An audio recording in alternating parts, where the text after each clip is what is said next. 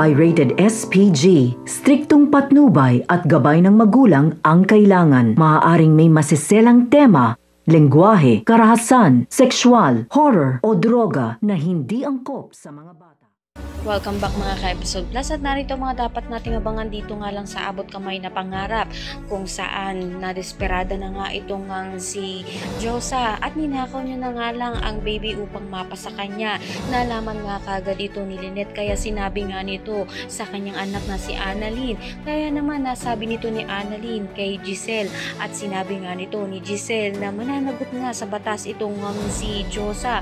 Nalungkot nga itong si Annalyn kaya naman wala naman na nga siyang magawa habang naglalakad naman nga itong si Diyosa dito nga sa kalsada ay masasagasaan nga siya kasabay nga nito ay mahuhold up naman ang pinagkakainan nga nito nila Cromwell at Lynette at dito na nga madadamay sila at posibilidad na mabaril nga itong si Lynette.